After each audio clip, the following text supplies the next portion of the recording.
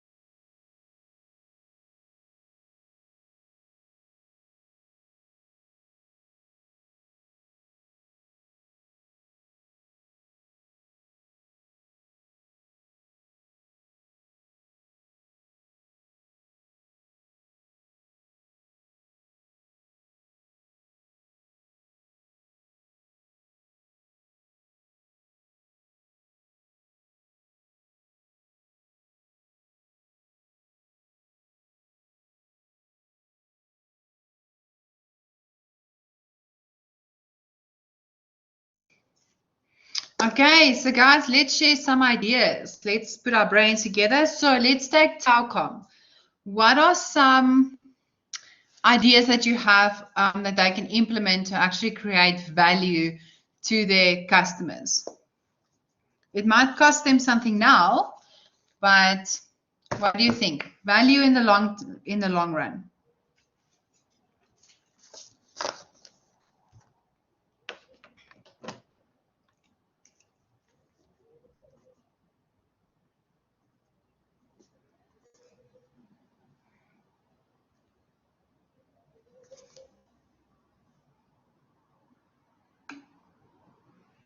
Okay, so Mloni says Telkom has a serious problem of the infrastructure getting damaged when thieves dig out trenches to reach copper lines. So this is a serious problem in rural areas in South Africa.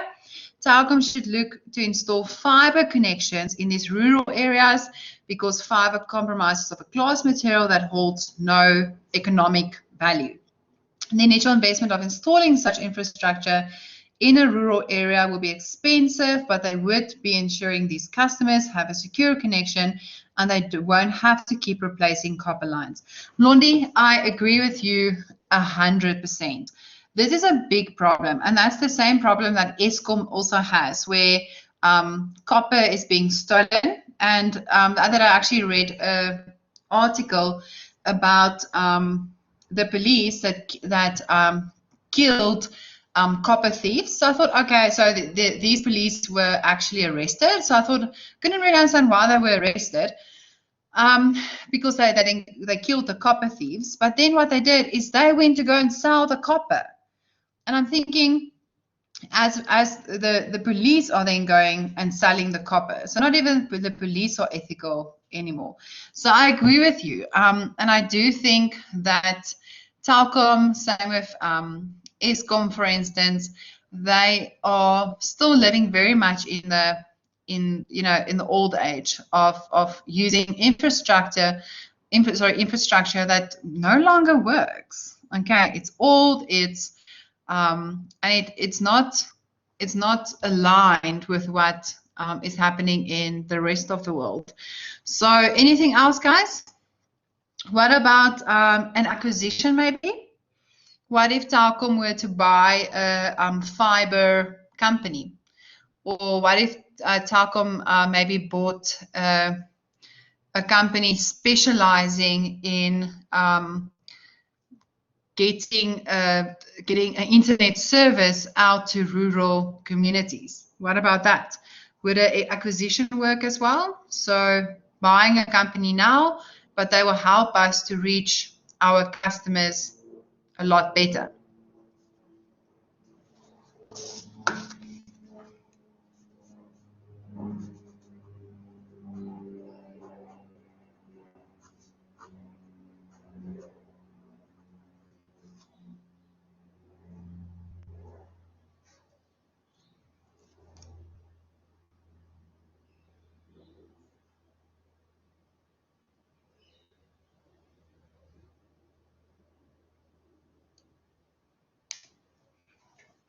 Another complaint that is also with Telkom is that they are expensive for the type of internet that you get. So if you were to compare them with other brands, their prices do not really compare.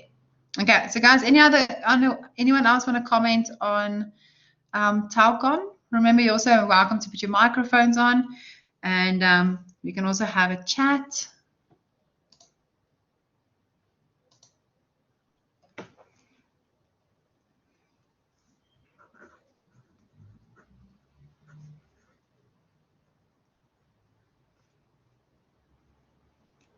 Okay, so guys, the next one is the Postal Service. What are your thoughts on the Postal Service? Personally, I think that we need to start at the top. I don't think the Postal Service can really implement any strategies down at their customer base without actually fixing their management structure and fixing the amount of money that is being wasted. So personally, I think that they need to take a hard look at themselves first before we can really start creating value to customers. So Mlondi is saying, if the South African Postal Service invested in reliable operational systems in terms of delivery speeds, they could cover the shortfall of the lack of mailing since the age of internet, work of e-commerce companies such as Takealot, like the American Postal Service works with Amazon.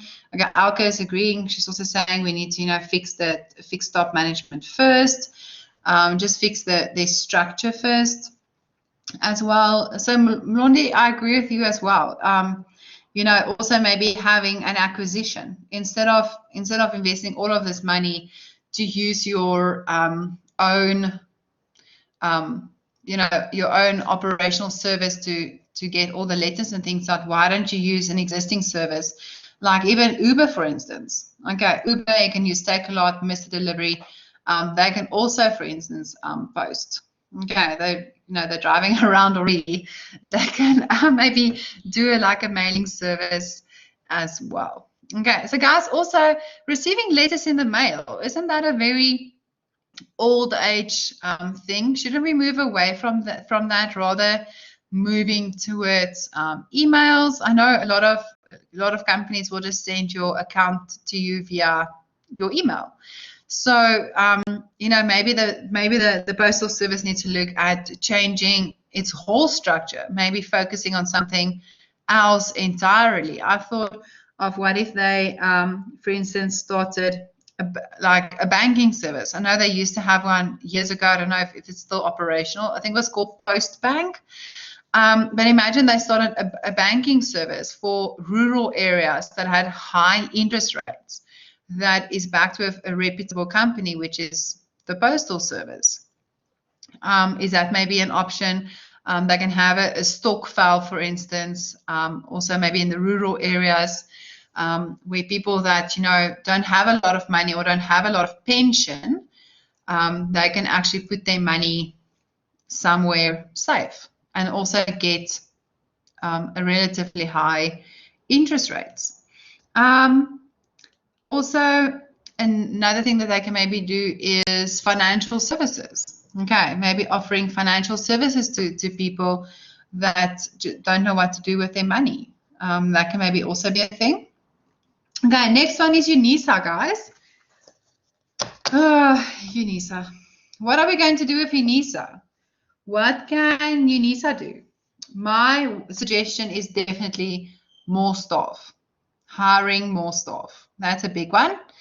Remember, hiring employees costs money, but you'll have a better customer service, because the biggest complaint of UNISA is there's never anyone to talk to. No one answers the phone. I was on the phone with them for more than an hour the other day just listening to music, and the phone eventually went dead. So for me, I would think really hiring more staff. UNISA also doesn't have the best reputation of posts that I've seen. So I think they also need to work on their reputation. I know that they have a new counselor. Not counselor, chancellor. And she said that, if you are unhappy with any service, you can just send a message on Instagram, which I don't know if that's the wisest, because I think, close to maybe 200,000 people will just send a message on Instagram about something that they are unhappy with. Maybe something else with UNISA is doing things differently, maybe streamlining some of their services. Buani says more staff would help. They're struggling with registration because they can't get hold of any staff. I was actually at UNISA last year to quickly find out something, and I know where to go. I know which person to speak to. I went there, and there was no one. There was no email address. There was no number. I went to someone else, and I said, "Hi, I want to speak to this person. I know they're always there." And he kind of looked, and they kind of sit in the same compartment or cubicle. And he kind of looked and he said, "No, he's not here." And I said, "Okay, but where are they? Are they coming back? Are they on lunch? Should I wait?" And he just said, "No, he's not sure." Okay, so there is a big morale thing also. I think that's maybe wrong with UNISA. And I think it's important, like we said earlier, you need to have the whole company needs to buy into the purpose and the direction into which the company is going. Okay, guys, Nedbank. What can Nedbank do? One thing that I maybe mentioned is offering short-term loans to the informal sector or to people that can't necessarily afford it. So offering loans to start-up companies, maybe doing workshops with start-up companies on how to actually have a successful startup. Because if you start a company and you're not successful, how are you going to pay that loan back? So it is in the interest of both parties to make sure that the startup or the company that you're starting is actually successful. Okay, so Nedbank, guys, any ideas with Nedbank?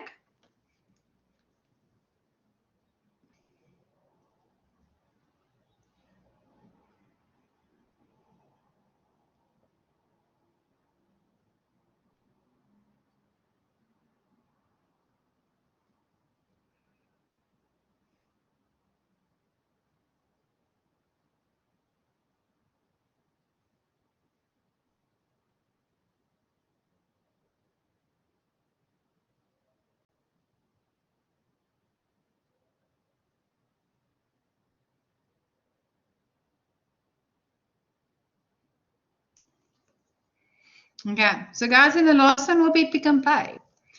What about Pick and Pay? What can Pick and Pay do to create value instead of getting into trouble every time with price fixing?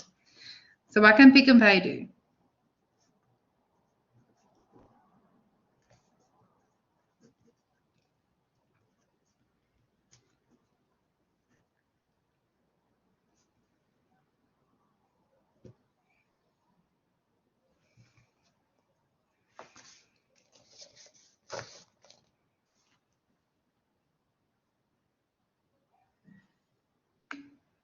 Okay, offer online services. Okay, they can do that. What about investing in a customer experience? Remember, we spoke about Checkers last week, where we said Checkers is moving into that LSM of 8 to 10. And I do feel that Pick n Pay is lagging behind a little bit. I don't know if Pick n Pay is sure of where they're going. Okay, fixing their delivery system, it is horrible. Okay, Mlodi. Okay, so their delivery system is horrible. Okay.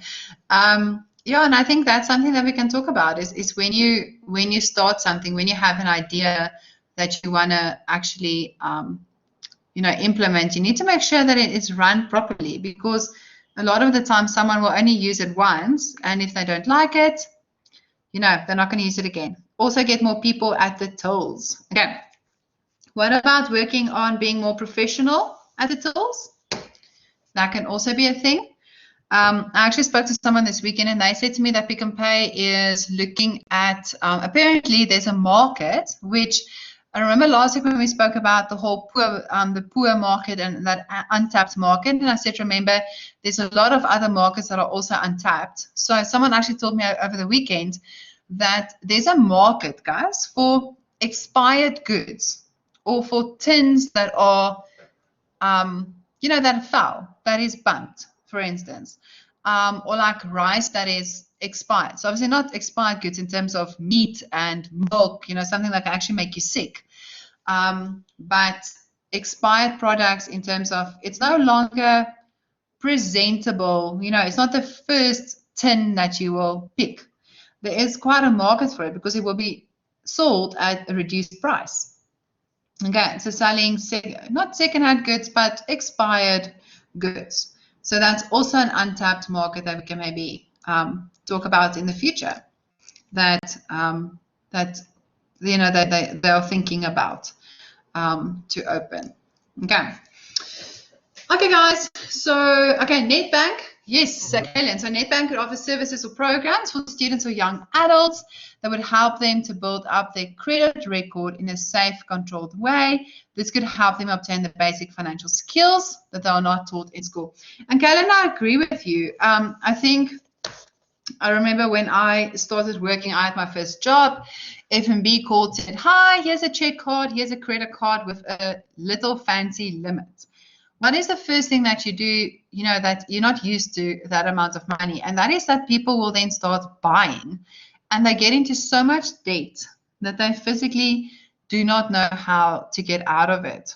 Guys, I remember, I will go and get the figures for you, but I think it's something like, let me just quickly get it right in my head, but it's something like, I think, most of 75% of South Africans are spending I think 80 or 90% of their salaries goes towards debt, to pay off their debt. I'll get those figures, and I think we can talk about it tomorrow. It's super interesting to see how much debt people have. And this is not necessarily, long-term debt like cars and a house. These are short-term like accounts, store cards, as well as credit card debt.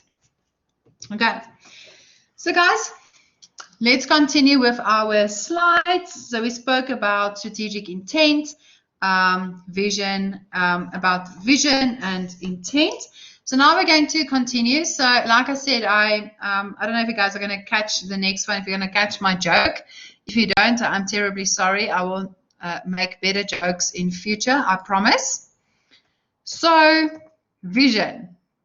Okay, so this is funny because if you guys have watched Avengers, you'll know that this superhero's name is Vision. Okay, so I didn't want to do a boring Vision picture, so I put Vision of Avengers there for you. So if anyone has watched Avengers, I hope you appreciate my little joke that I thought was quite funny. Okay, anyway, vision. Okay, so remember we said a vision is a dream, okay? A vision is where we see ourselves, who we want to be. If we want to live in a castle, then that can be our vision. If you want to be a princess one day, that can be our vision, okay? So it describes it's where the organization wants to land. It is the blueprint of where the organization sees themselves one day. These are the dreams that we are having. So it is the intended future that includes the aspects of the organization's values. It differs from strategic intent because it is a top management tool and it is often attributed to a single leader. So guys, what I mean of that is, remember, some companies only have 5 or 10 people in it. You only have one manager, so, or one CEO, for instance. So then they normally create the vision of where they see the company going. But if you have big companies where you have a board of directors, or you have a few directors, or a few CFOs and COOs and CEOs, all of them will come together as top management to determine the vision of where the company is going. So your vision looks at who are you, where are you going, and what is our guiding principles? What got us here? So if we look again at the King Price case study, his main thing is he wanted to actually start an insurance company that where the premiums were actually going down. Okay, and in the case study, he said that he wanted to change this, but found that there was unwillingness to change and improve. Okay. So where are we going, and what are our guiding principles? Why did we start this company in the first place? So it needs to articulate the ideal description of the organization, also give shape to its intended future. So Hitt, Ireland, and Hoskinson, they said that a vision statement needs to reflect the organization's values and aspirations. And it needs to capture the hearts and the minds of its employees as well as its stakeholders. So guys, I've actually always done this chapter a bit backwards because for me, first, when you determine where you want to be, you need to go and first determine who you are. And who you are is your values. So if you know who I am as a person, you'll be able to determine where you want to go.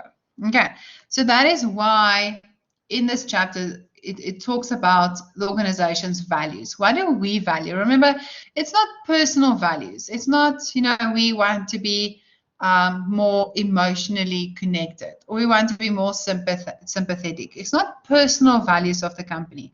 It's what the organization values, like their customers. They value their customers. They value a good quality distribution chain, for instance, or they value honesty.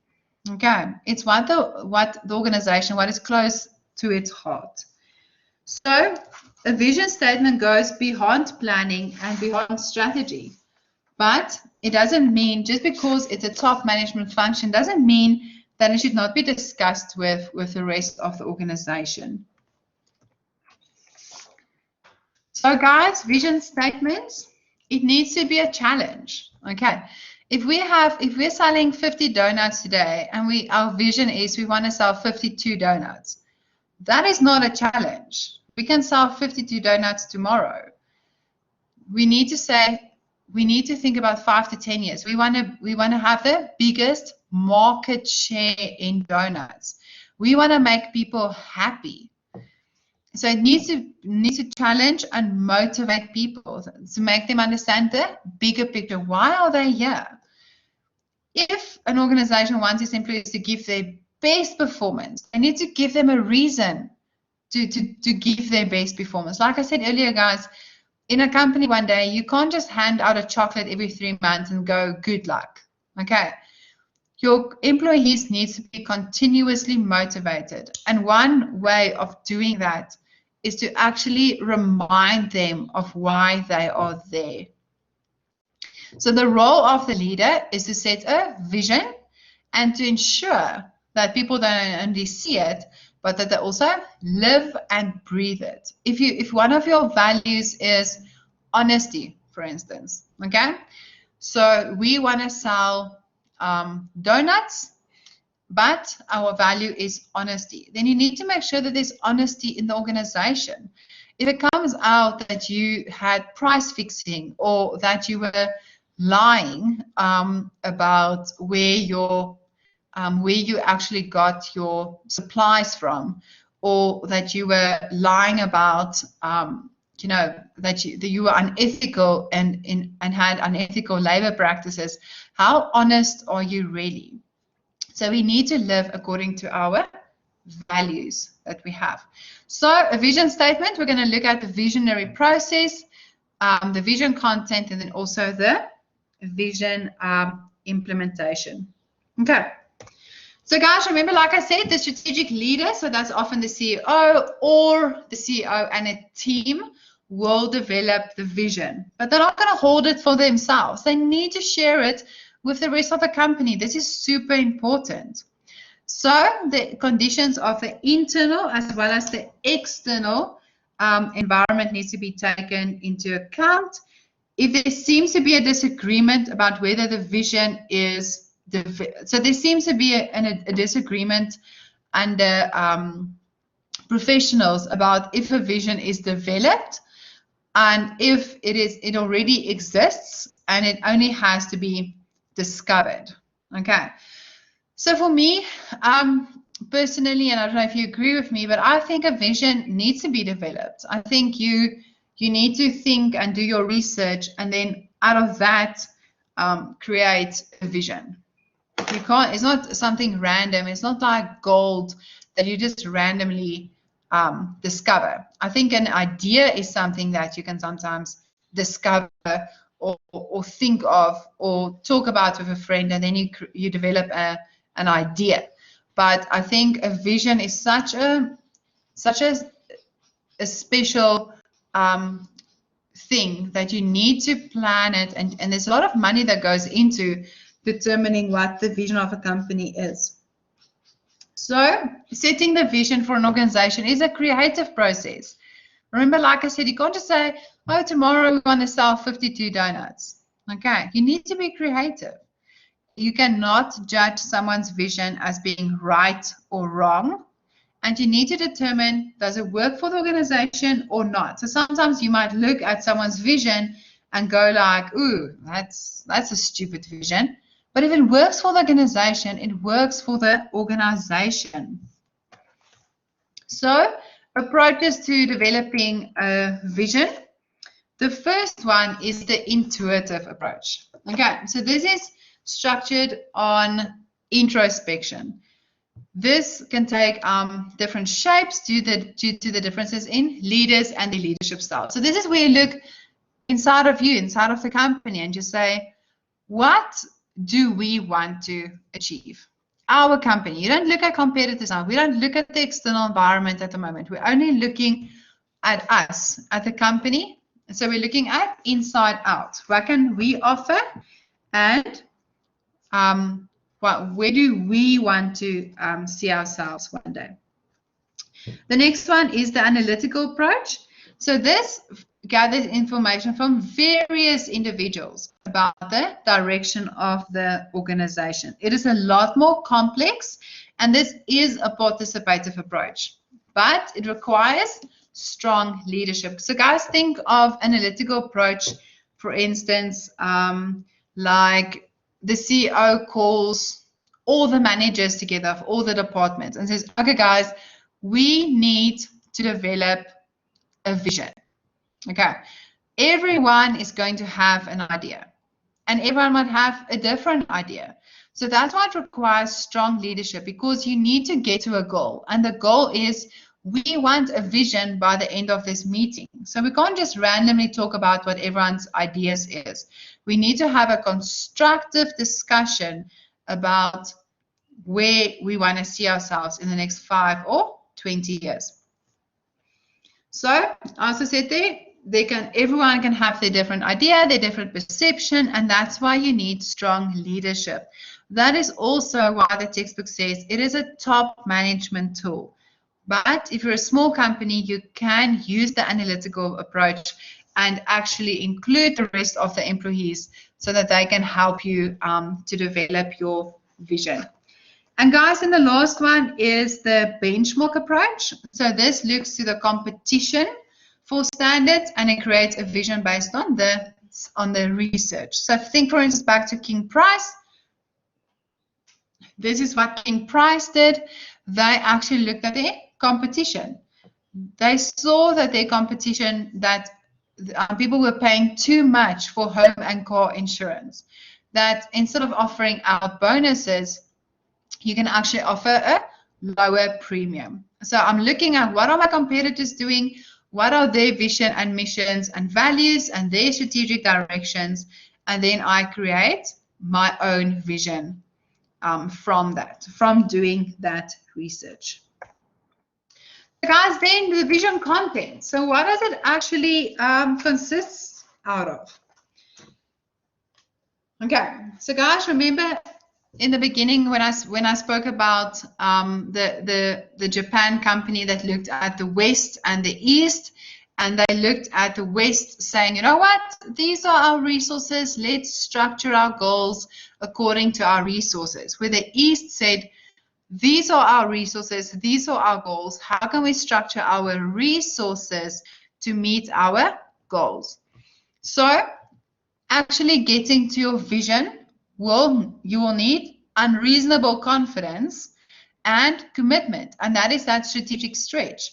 There's currently a gap between our resources and our goals, okay, our vision, and that gap in between is called the strategic stretch.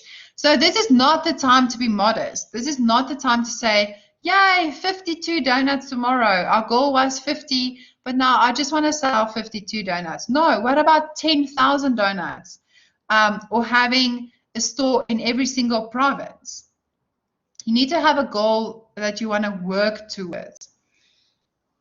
So, Collins and Porras, and this is actually, I don't think this is in your, let me just, okay, this is in the first paragraph of your textbook, and they said there that you need to have a gulp factor. So the gulp factor is okay, if you tell someone your vision, you want to have the biggest law firm in Gauteng, in the province. You want people to go to, wow, okay, the gulp factor. So you want people to be amazed by where you want to be. Like, why shouldn't they? Why should they not be amazed? Why should you not set your standards and your sights on having the biggest or the best law firm in Pretoria, for instance? So it also should encompass the organization's core ideology and philosophy, their ambitions, goals, as well as the organization's values. So guys, think about, for instance, also you want to develop the best marketing strategy for BMW that they've ever seen. Okay, you want to have the biggest company that does, for instance, fiber connections that Gauteng has ever seen. You don't have to just set your goals on one thing. Okay, you need to think out of the box, and that's what vision is all about. So, an envisioned future includes a vivid picture of what you think the future will look like. Think 10 or 20 years into the future. Where do you see yourself? And where do you also see, where are you working in 10 or 20 years from now? What does your life look like 10 or 20 years from now? So guys, what makes a good vision statement? First thing, it needs to be brief. You need to have clarity. It needs to be abstract, okay? It needs to be a challenge. It needs to be future-orientated. A vision is not past-orientated. It doesn't say, we have been this, we want to be there again. It's focused. It's understandable to all employees. It has stability as well as the ability to inspire. So you need to use the core ideology of the organization as well as the philosophy and the values. Okay. So guys, also your vision statement needs to be short and concise so that the stakeholders can relate to it and use it for their direct daily decisions.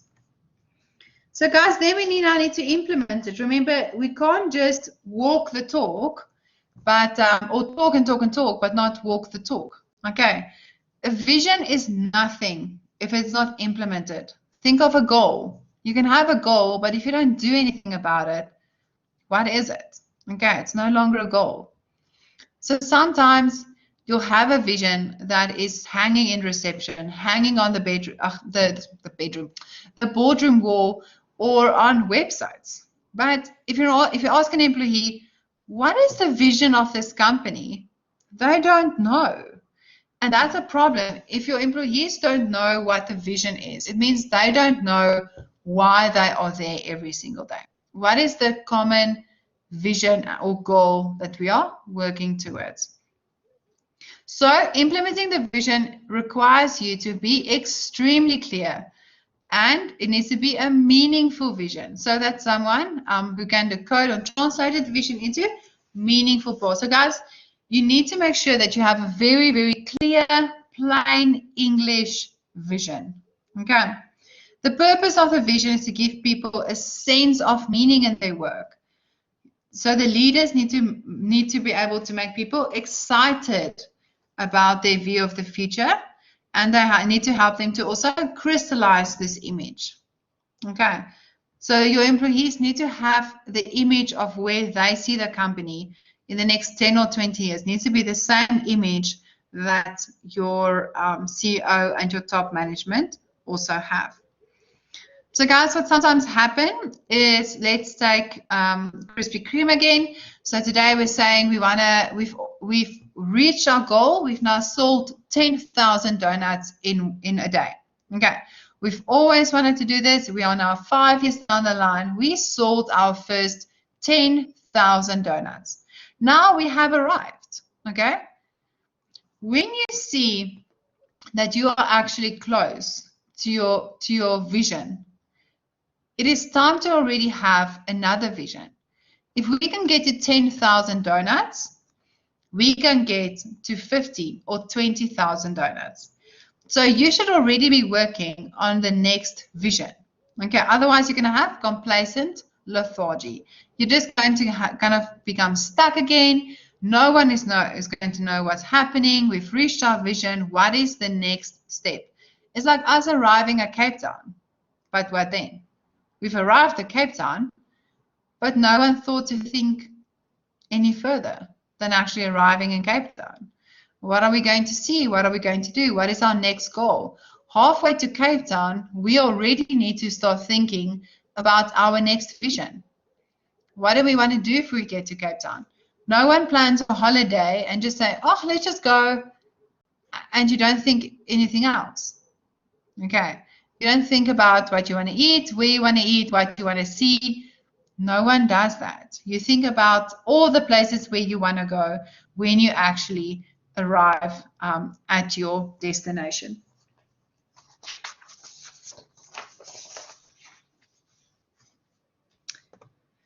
So guys, visions. Okay, it needs to be big, it needs to be beautiful. Remember, it's a dream. It's where you see yourself one day.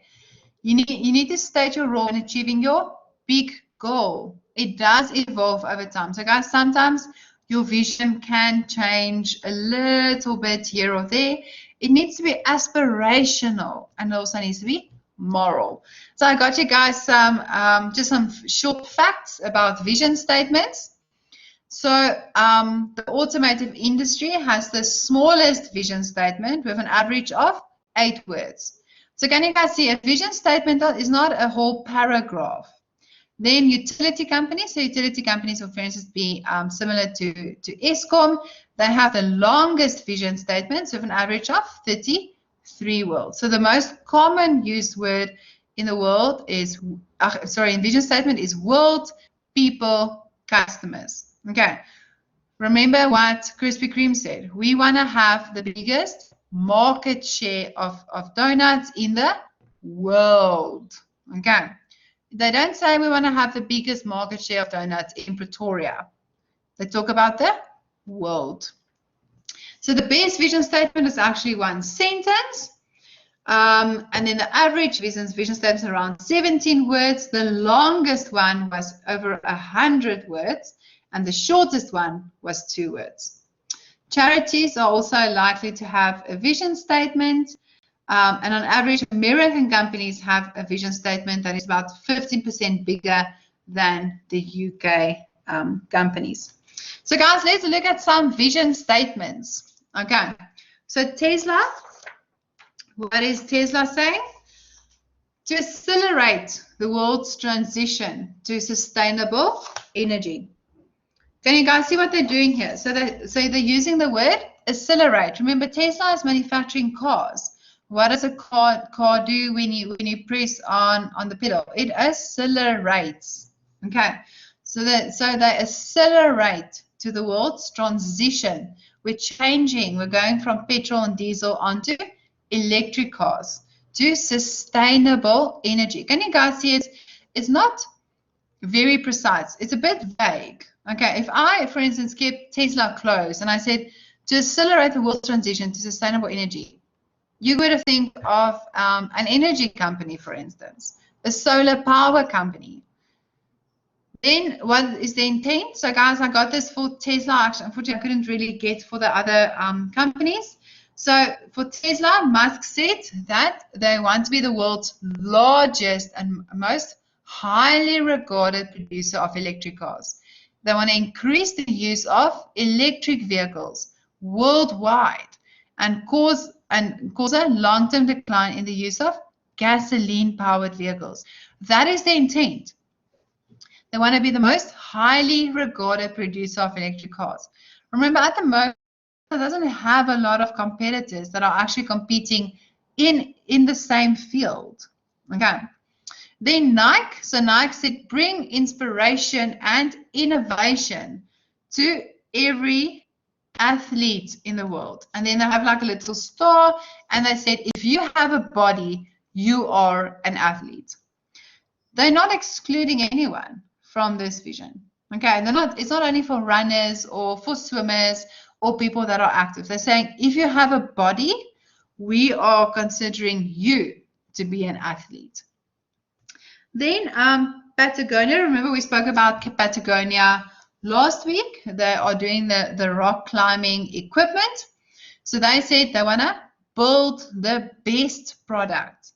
They want to cause no unnecessary harm.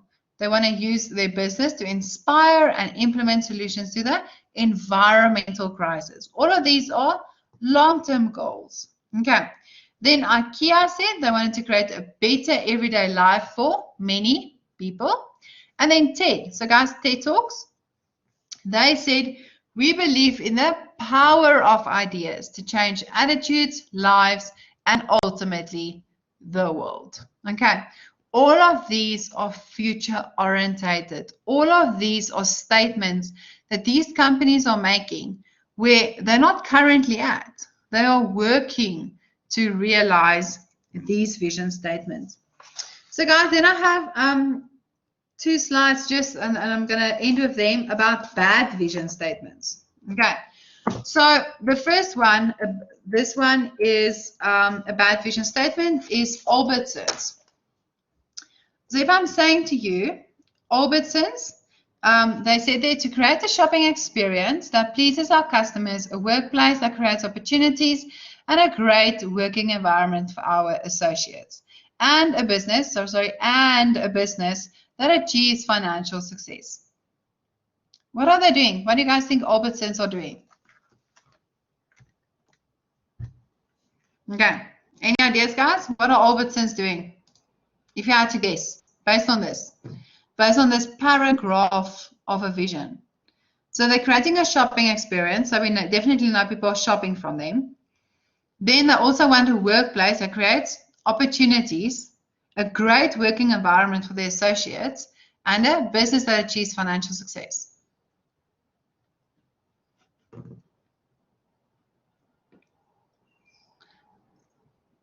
Okay, so guys, the chain of grocery stores, isn't this a very long vision? Isn't this more their values? These are the things that they value, and from this, they actually could have created a vision. Okay, this is a very, very long sentence. So guys, in the next one is Barnes & Noble. So they are saying that they want to create an omni-channel. Okay, so an omni-channel, don't even ask, I think an omni-channel is just where they have a lot of different channels. they want to specialize in retail business in America, helping both our customers and booksellers reach their aspirations while being a credit to the communities we serve. Once again, these are values, and the companies are getting confused between what is a value and what is actually a mission statement. They're saying their vision statements are just a bit too long. And then the last one, okay, so guys, here you can see, for instance, Albertsons is a grocery store. Okay, Barnes and Noble is, okay, once again, like this is giving me a headache, but Barnes and Noble is like exclusive books in America. So guys, and the last one that I'm going to show you guys is the one about Springboard for the Arts. Okay, so Springboard for the Arts, look at this. Okay, let me just take a breath first. Springboard for the Arts is an economic and community development organization for artists and by artists. Our work is about building stronger communities, neighborhoods, and economies. And we believe that artists are an important leverage point in that work. Springboard for the Arts' mission is to cultivate vibrant communities by connecting artists with the skills, information, and services they need to make a living and a life. Guys, this is a very long vision to have. Okay, you could have shortened this to say that you are, for instance, you are a community development organization for artists by artists. Okay, or our goal is to build stronger communities, neighborhoods, and economies. Done. Okay, done. Once again, people are getting confused between values and a vision. They are trying to just kind of put everything into their vision and not realizing that this is actually not a vision statement. This is more a statement of who you are as a company. Okay, so guys, I'm going to end there for today. What I want you to do for me is I want you to start with your own vision statement that you have for your life. So I want you to look at your strategic intent, and then I also want you to look at your vision statement for your life. And guys, then I'm going to see you guys tomorrow again. Tomorrow we have our next Collab session. So tomorrow, I think I'm seeing guys, let me just quickly check. I'm seeing you guys, yeah, tomorrow from 10 o'clock. So 10 o'clock again, and then we're going to discuss the rest of learning unit 3. Okay. In the meantime, guys, go and create your own vision statement and go and create your own strategic intent. Okay, for yourself, for you. Imagine you are a company and you want to go and create your own vision. Okay, so guys, that's it for today. I will then see you guys tomorrow, and then we will continue with the mission statement that is also part of your company. Okay. Vioni, I'm not sure, guys. Can you ask any? Is there a BMNG WhatsApp group? Is anyone on the BMNG WhatsApp group?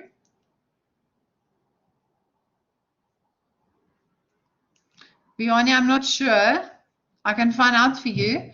I know that I am not on a BMNG WhatsApp group at all. Okay, guys. Anyone else? Mlondi, Alka? Gareth, okay, he doesn't say that, he doesn't. Gareth says there's not one. Guys, maybe you can start a WhatsApp group. You can maybe share ideas on the WhatsApp group. Okay. So maybe that's something we can do. So guys, is there a have you guys decided on a class rep yet? Is there a class rep?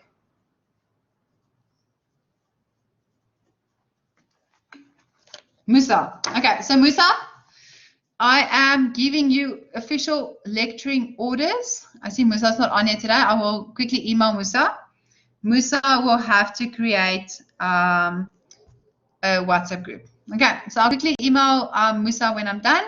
and then I will ask him to please create a WhatsApp group for you guys, and then you can actually speak to each other about or share ideas or anything.